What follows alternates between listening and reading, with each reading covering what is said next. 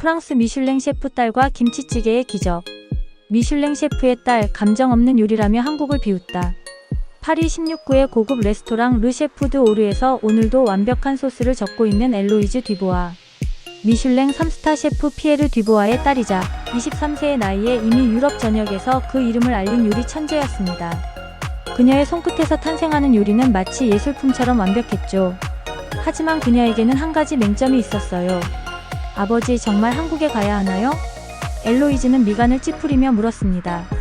피에르 셰프가 내민 서류에는 아시아 요리 체험 프로젝트라는 제목이 적혀 있었어요. 미슐랭 가이드가 아시아 시장 확장을 위해 추진하는 프로젝트야. 특히 한국 음식이 요즘 각광받고 있다더군. 엘로이즈는 코웃음을 쳤습니다. 한국 음식이라뇨? 그저 고추장이나 된장으로 떡칠한 자극적인 음식 아닌가요? 그들이 말하는 정성이나 마음이라는 건 결국 기술 부족을 감정으로 포장하는 거죠. 그녀는 늘 이렇게 생각했어요. 요리는 과학이며 예술이지 감정 따위가 개입할 여지는 없다고 말입니다. 인천공항에 도착한 엘로이즈는 첫 번째 충격을 받았습니다. 공항 곳곳에서 풍겨오는 낯선 냄새들이었어요. 도대체 이게 뭐야? 그녀는 코를 막으며 중얼거렸죠. 김치 냄새, 마늘 냄새, 그리고 각종 발효. 식품의 진한 향이 섞인 공기는 파리에 세련된 향수 냄새와는 너무나 달랐어요. 택시기사는 친절하게 말했습니다. 처음 오셨어요? 한국 음식 어때요? 엘로이즈는 어색하게 미소 지으며 대답했어요. 아직 잘 모르겠네요. 하지만 속으로는 이미 결론을 내리고 있었죠. 이 냄새만 봐도 알겠어. 정말 조잡한 음식들이겠군. 서울 중심가를 지나면서 그녀가 본 것은 골목마다 질비한 작은 식당들이었습니다. 찌개, 구이, 볶음, 튀김. 모든 음식이 그녀에게는 그저 양념 덩어리로만 보였어요. 미쳤어? 저렇게 자극적인 색깔의 음식을 어떻게 먹지? 파스텔톤의 섬세한 프렌치 요리에 익숙한 그녀에게 한국 음식의 강렬한 색감은 충격 그 자체였습니다. 숙소에 도착해서도 그녀의 편견은 계속됐어요. 호텔 조식에서 본 김치찌개, 된장찌개, 미역국. 정말 이해할 수 없어. 모든 게 국물이고 모든 게 짜고 매워. 그녀는 결국 빵 한 조각과 커피로 아침을 때웠죠. 첫날 저녁 프로그램 담당자가 그녀를 한 식당으로 데려갔습니다. 여기서 일주일간 주방 수습으로 일하시게 될 거예요. 마포구의 작은 골목에 자리 잡은 정든 한식당이었어요.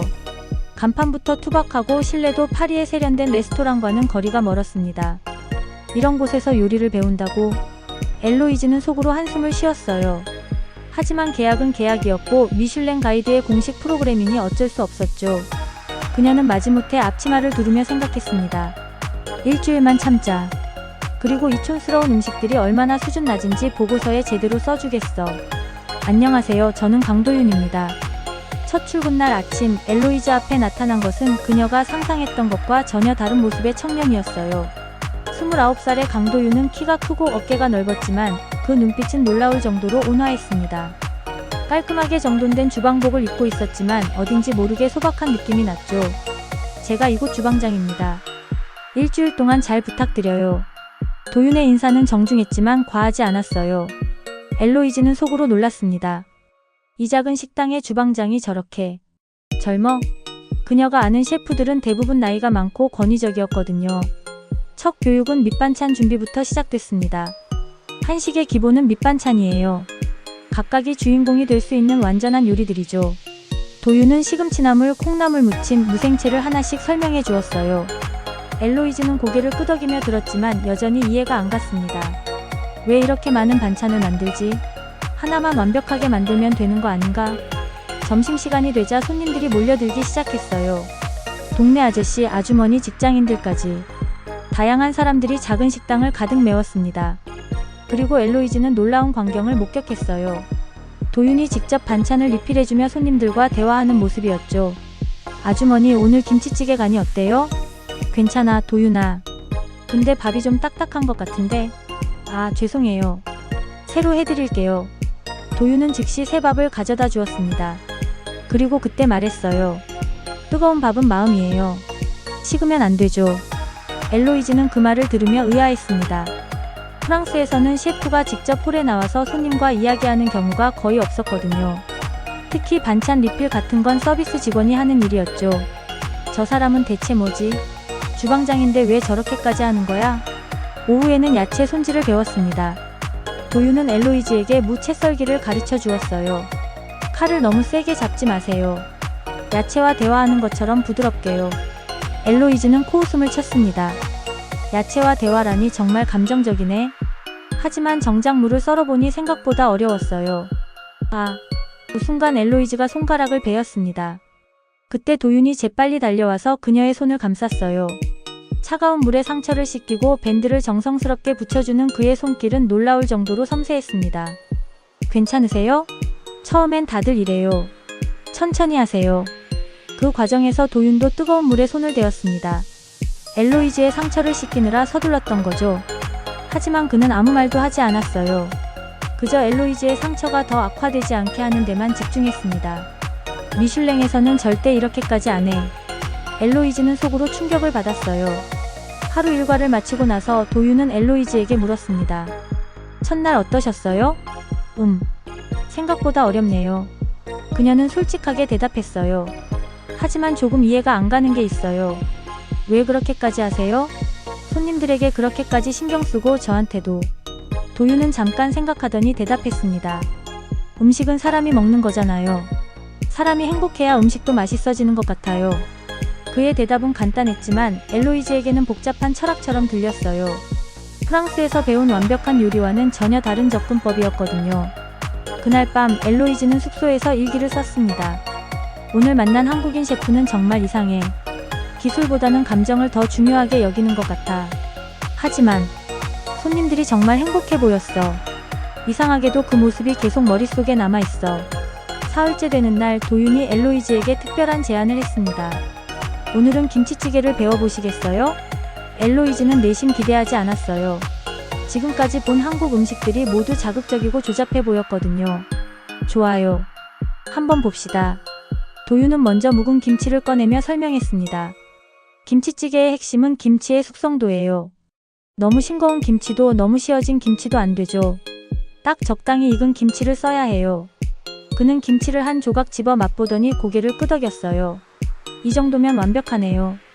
그냥 발효된 배추 아닌가요? 엘로이즈가 물었습니다. 도윤은 미소를 지으며 대답했어요. 발효도 하나의 예술이에요. 시간과 온도, 습도가 모두 완벽하게 맞아야 이런 맛이 나오죠. 프랑스의 치즈 숙성과 비슷한 거예요. 김치를 볶기 시작하자 특유의 향이 주방을 가득 채웠습니다. 엘로이즈는 여전히 그 냄새가 익숙하지 않았지만 도윤의 집중하는 모습을 지켜보았어요. 그의 손놀림은 생각보다 정교했습니다. 김치의 수분이 적당히 날아갈 때까지 볶고 돼지고기를 넣어 기름기를 우려내는 과정이 마치 프렌치 요리의 미르푸아를 만드는 것과 비슷했어요. 물을 넣을 때가 가장 중요해요. 도윤은 뜨거운 팬에 찬물을 부으며 말했습니다. 이때 나오는 증기와 소리 그리고 국물의 색깔 변화를 잘 봐야 해요. 보글보글 끓어오르는 김치찌개의 색깔은 진한 빨간색에서 점점 오렌지빛으로 변해갔어요. 이제 마지막 비밀 재료를 넣을 거예요. 도윤은 신비로운 미소를 지으며 작은 통을 꺼냈습니다. 이건 저희 할머니가 만드신 된장이에요. 20년 된 거죠. 그는 아주 조금만 넣었어요. 너무 많이 넣으면 안 되고 너무 적게 넣어도 안 돼요. 딱 한 숟가락. 된장이 들어가자 김치찌개의 색깔이 더욱 깊어졌습니다. 그리고 향도 완전히 바뀌었어요. 처음에 자극적인 냄새는 사라지고 복합적이고 깊은 향이 올라왔습니다. 엘로이즈는 놀라서 코를 킁킁거렸어요. 이게 같은 음식이야? 자, 맛보세요. 도윤이 작은 그릇에 김치찌개를 덜어 내밀었습니다. 엘로이즈는 조심스럽게 국물을 한 숟가락 떠서 입에 넣었어요. 그 순간 그녀의 눈이 커졌습니다. 예상했던 자극적이고 짠맛이 아니라 복잡하고 깊은 맛이 혀끝에서 터져나왔어요. 처음엔 김치의 신맛과 매운맛이 느껴졌지만 고지어 돼지고기의 감칠맛과 된장의 구수함이 어우러져 완전히 다른 차원의 맛을 만들어냈습니다. 그리고 그 뒤로 오는 것은 따뜻함이었어요. 단순한 온도의 따뜻함이 아니라 마음이 따뜻해지는 그런 느낌. 이건 엘로이즈는 말을 잇지 못했습니다. 두 번째 숟가락을 떠서 맛보았어요. 이번에는 더 확실했습니다. 이 맛은 그냥 재료들의 조합이 아니었어요. 뭔가 더 깊은 것, 더 특별한 것이 들어있었습니다. 이 맛은 기술이 아니라 기억이에요. 도윤이 조용히 말했습니다. 할머니가 저에게 가르쳐 주신 건 단순한 레시피가 아니었어요. 사랑하는 사람을 위해 정성스럽게 끓이는 마음이었죠. 그 말을 듣는 순간 엘로이즈의 뇌리에 오래된 기억이 스쳐 지나갔어요.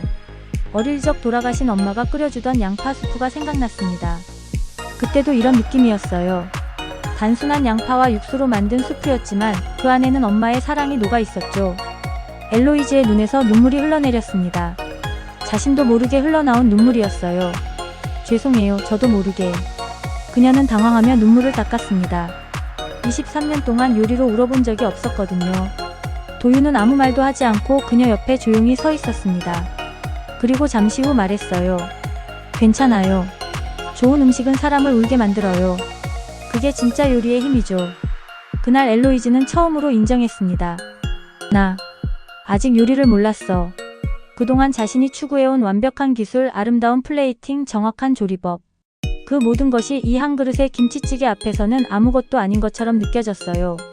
김치찌개를 맛본 이후 엘로이즈의 마음에 변화가 일어났습니다. 매일 아침 식당에 출근하는 것이 기대되기 시작했어요. 도윤의 요리를 더 배우고 싶었고 그의 철학을 이해하고 싶었습니다. 하지만 언어의 장벽은 여전히 높았어요. 어느 날 오후 엘로이즈는 도윤이 혼자 앉아서 뭔가를 열심히 공부하는 모습을 보았습니다. 가까이 가서 보니 프랑스어 회화책이었어요. 번주, 카멘트 ALL이지-9. 도윤은 서툰 발음으로 중얼거리고 있었습니다. 왜 프랑스어를 공부하세요? 엘로이즈가 물었어요. 도윤은 얼굴이 빨갛게 되며 대답했습니다. 아, 들켰네요. 그냥 엘로이즈 씨와 더 많은 이야기를 하고 싶어서요. 통역 없이 대화할 수 있으면 좋겠어서요. 엘로이즈는 가슴이 뭉클했습니다. 이 사람은 나를 위해 새로운 언어를 배우고 있어? 파리에서는 누구도 그런 노력을 해주지 않았거든요. 모든 사람이 그녀가 완벽한 프랑스어를 구사하길 당연하게 여겼죠. 제가 도와드릴게요. 엘로이즈는 도윤 옆에 앉으며 말했습니다. 대신 저에게 한국어를 가르쳐주세요. 그렇게 두 사람의 특별한 수업이 시작됐어요. 저녁 장사가 끝난 후 조용한 식당에서 서로의 언어를 가르쳐주는 시간이 그들만의 소중한 순간이 되었습니다. 감사합니다. 머시 보쿠. 맛있어요. CESTDLICIEUX. 간단한 문장들이지만 서로의 언어로 말할 때마다 두 사람은 더 가까워졌어요. 도윤의 서툰 프랑스어도 엘로이즈의 어색한 한국어도 모두 사랑스러웠습니다. 한편 엘로이즈는 매일 밤 숙소에서 혼자만의 연구를 하고 있었어요. 도윤이 만드는 김치찌개의 맛을 재현해 보려고 노력하고 있었습니다. 간이식 버너와 작은 냄비를 사서 몰래 연습하고 있었어요. 하지만 아무리 해도 도윤의 맛이 나오지 않았습니다. 왜 안 되지? 엘로이즈는 좌절했어요. 똑같은 재료, 똑같은 순서로 만들었는데 왜 맛이 다를까요? 그녀는 밤새도록 고민했습니다. 그리고 깨달았어요. 기술이 아니라 기억이라고 했잖아. 나에게는 그 기억이 없어. 다음날 엘로이즈는 도윤에게 부탁했습니다. 제가 김치찌개를 만들어도 될까요? 처음부터 끝까지 혼자서요. 도윤은 흔쾌히 승낙했어요. 물론이죠. 하지만 옆에서 지켜보겠어요. 엘로이즈는 조심스럽게 김치를 볶기 시작했습니다. 도윤이 했던 것처럼 김치의 수분이 적당히 날아갈 때까지 볶았어요. 그리고 돼지고기를 넣고 물을 붓고 마지막에 된장을 한 숟가락. 모든 과정을 정확히 따라했습니다. 하지만 맛을 보는 순간 엘로이즈는 실망했어요. 맛있긴 했지만 도윤이 만든 그 특별한 맛은 아니었습니다. 왜 안 되죠? 그녀는 도윤에게 물었어요. 도윤은 미소를 지으며 대답했습니다. 기술은 완벽해요. 하지만 한 가지 빠진 게 있어요. 뭔가요? 누군가를 위해 끓인다는 마음이요. 엘로이즈 씨는 지금 연습을 위해 끓였지만 저는 항상 누군가를 위해 끓여요. 그 말을 들은 엘로이즈는 다시 한번 충격을 받았습니다. 누군가를 위해 끓인다는 마음. 파리에서는 항상 완벽한 요리를 만들기 위해 요리했지 특정한 누군가를 위해 요리한 적이 없었어요. 그 주말 두 사람은 함께 시장에 갔습니다. 도윤이 재료를 고르는 모습을 보면서 엘로이즈는 또 다른 것을 배웠어요. 이 김치는 왜 고르세요? 김치 할머니가 직접 담그신 거예요. 30년간 같은 방법으로 만드시죠. 맛이 일정해요. 시장 곳곳에서 도윤을 아는 사람들이 인사를 했습니다. 도윤아, 오늘은 누구랑 왔어? 아, 프랑스에서 오신 셰프분이에요. 한국 음식을 배우러 오셨어요. 사람들은 엘로이즈를 신기하게 바라보며 따뜻하게 맞아주었어요. 그날 저녁 도윤의 집에 초대받은 엘로이즈는 그의 작은 원룸을 보았습니다. 소박하지만 깨끗하게 정리된 공간이었어요. 벽에는 요리 관련 책들이 가득했고 작은 식탁 위에는 할머니 사진이 놓여 있었습니다. 할머니세요? 엘로이즈가 물었어요. 네, 저를 키워주신 분이에요. 요리도 할머니가 가르쳐 주셨죠. 도윤의 목소리에는 그리움이 담겨 있었습니다. 3년 전에 돌아가셨어요. 마지막까지 제가 만든 김치찌개를 드셨죠. 그 순간 엘로이즈는 이해했습니다. 도윤이 김치찌개를 끓일 때마다 할머니를 생각한다는 것을, 그래서 그의 김치찌개에는 그리움과 사랑이 담겨 있다는 것을 말이에요. 하지만 행복한 시간도 잠시. 엘로이즈의 휴대폰에 파리에서 온 메시지가 도착했습니다. 일주일 후 귀국하라. 미슐랭 본사에서 보고서를 발표해야 한다. 그리고 아버지의 추가 메시지, 거기 촌놈이랑 무슨 감정 따위 섞지 마라. 너는 뒤보아 가문의 후계자다.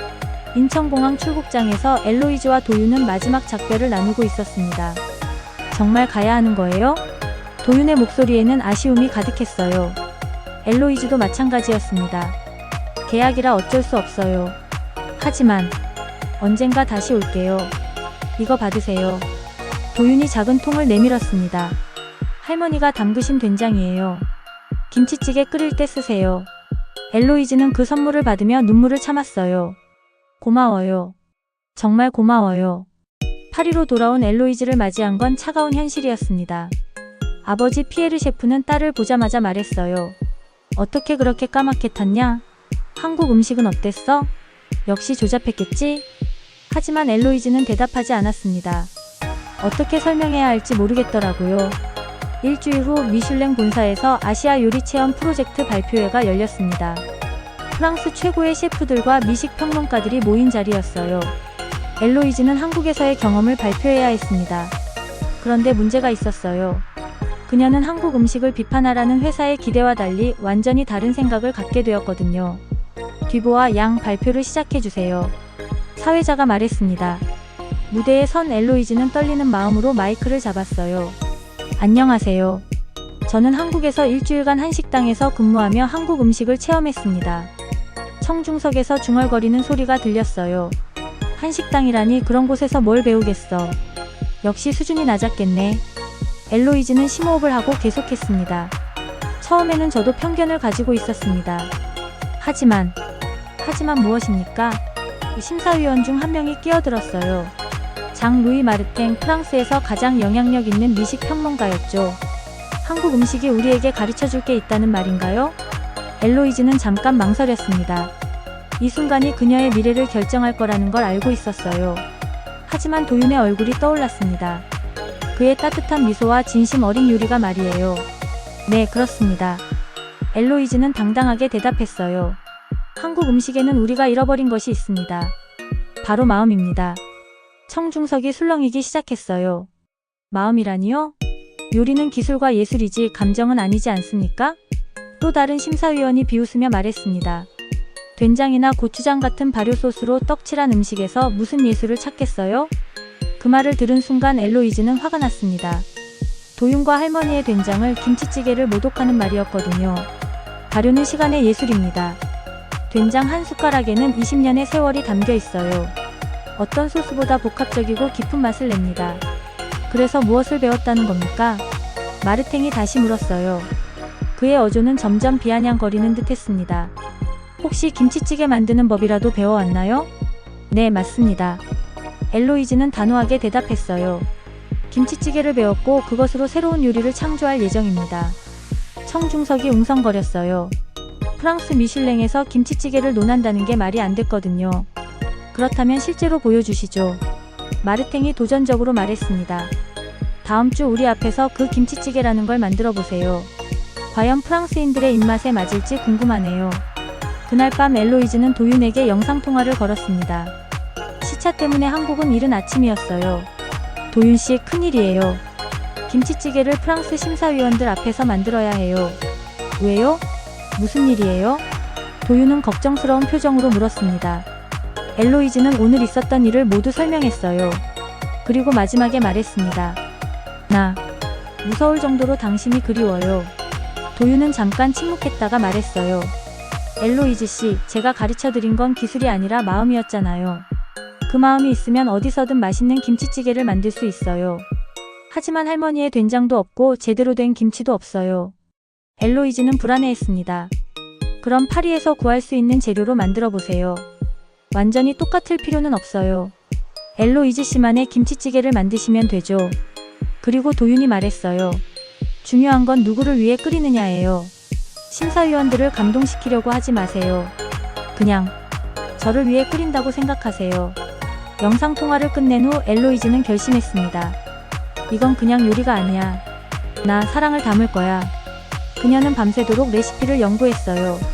파리에서 구할 수 있는 재료들로 어떻게 하면 도윤의 김치찌개와 비슷한 맛을 낼 수 있을까 고민했습니다. 발표 당일 아침 엘로이즈는 파리 한인타운으로 향했습니다. 며칠 전부터 찾아다닌 끝에 괜찮은 김치를 파는 곳을 발견했거든요. 이 김치는 언제 담근 거예요? 한 달 전쯤 담갔어요.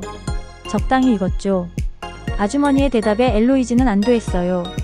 된장 대신 쓸 재료도 준비했습니다. 프랑스산 미소와 앙초비 페이스트를 섞어서 도윤의 할머니 된장과 비슷한 깊은 맛을 내려고 했어요. 완전히 같지는 않겠지만 그 정신만큼은 담을 수 있을 거라고 생각했습니다. 미슐랭 본사의 시연 주방에 도착했을 때 이미 20여 명의 심사위원들이 자리를 잡고 있었어요. 모두 프랑스 요리계의 거물들이었습니다. 그들의 시선이 차갑게 느껴졌어요.